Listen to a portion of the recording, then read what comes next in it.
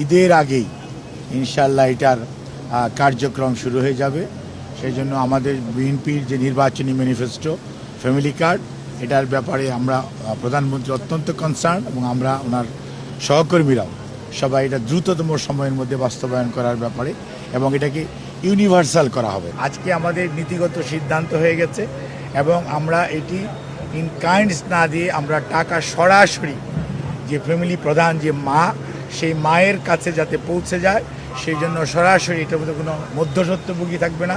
কোনো ধরনের রেফারাল কেউ থাকবে না, সরাসরি তাদের হাতে পৌঁছে দেওয়ার জন্য সবচেয়ে লেটেস্ট আপনার আইটি ভিত্তিকর্তা আমরা যে মাধ্যম সেটা ব্যবহার করব, যাতে কোনো ধরনের পিলফারেজের কোনো সুযোগ না থাকে। ফ্যামিলি কার্ড টোটালি বাংলাদেশ জাতীয়তাবাদী দলের একটা নতুন ইনিশিয়েটিভ। জনাব তারেক রহমান সাহেব আমাদের প্রধানমন্ত্রী আজকে থেকে 2.5 বছর আগে থেকে উনি এটা বলেছেন এবং সেটি বাস্তবায়নের দিকে বিএনপি জনাব তারেক রহমানের নেতৃত্বে এই সরকার এগিয়ে যাচ্ছে। এই দেশের 50.8% মানুষ ফিমেল এবং প্রত্যেকটা পরিবারের যারা পরিবার প্রধান যে মায়েরা, অর্থাৎ আমরা যাদেরকে বলি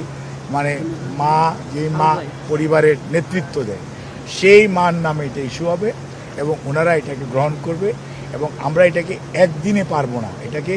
আমাদের এনআইডির সাথে কোয়েনসাইড করে আমরা দ্রুততম সময়ের মধ্যে, তবে এটা দেখা যাবে যে আমরা আগামী 6 মাসের, ঈদের আগে তো অবশ্যই শুরু হয়ে যাবে, বাট দেখা যাবে যে 3 মাস 6 মাসের মধ্যে আমাদের কাভারেজ মোর দেন 50%। এই মুহূর্তে আশ্বস্ত করতে পারি